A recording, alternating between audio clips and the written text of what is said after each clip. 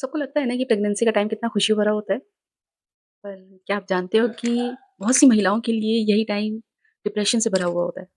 मेरे पास एक महिला का केस आया, वो 6 मंथ प्रेग्नेंट थी और उसके घरवाले बहुत खुश थे, लाइक सब उसकी बेबी के आने की इंतज़ार में थे। लेकिन वो महिला खुश नहीं थी, नहीं कह पाएँगे, वो अंदर ही अंदर बहुत अकेलापन महसूस कर रही थी। उसे बार-बार रोना आ रहा था, किसी से बात करने का मन नहीं कर रहा था, बहुत अजीब महसूस हो रहा था और साथ ही उसे ये भी डर सता रहा था कि वो शायद एक अच्छी माँ नहीं बन पाएगी।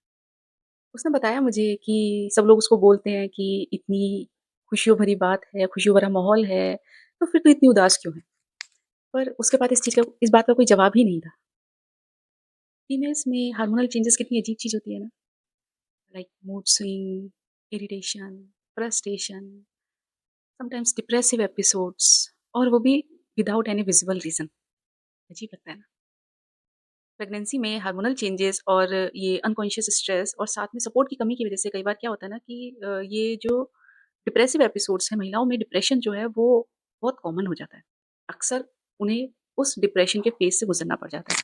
तो अगर आपके आस-पास भी कोई ऐसी महिला है जो प्रेग्नेंट है और प्रेगनेंसी के दौरान ऐसा उदासी, घबराहट, अकेलापन और नींद की समस्या या खुद में बहुत अजीब महसूस कर रही है, तो इसे सिर्फ़ मूड स्विंग समझना तो सही नहीं रहेगा, है ना? तो इसे सिर्फ़ मूड स्विंग समझ कर के इग्नोर ना करें। अगर आपको इस तरह के सिम्पटम्स, इस तरह के जो फीलिंग्स है, वो काफ़ी लंबे समय से महसूस हो रही है, तो ये प्रीनेटल डिप्रेशन का संकेत हो सकता है। ऐसे में अपनी mental health related self care पर ज़रूर ध्यान दें, ठीक है?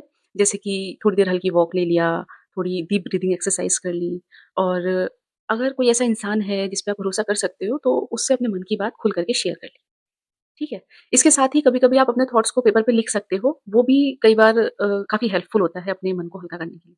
और सबसे ज़रूरी चीज़, खुद को हमेशा याद दिलाते रहिए कि ड्यूरिंग प्रेगनेंसी प्रेगनेंसी के दौरान इमोशंस में बदलाव आना बहुत ही कॉमन चीज़ है, बहुत ही नॉर्मल चीज़ है, ऐसा अक्सर होता ही है।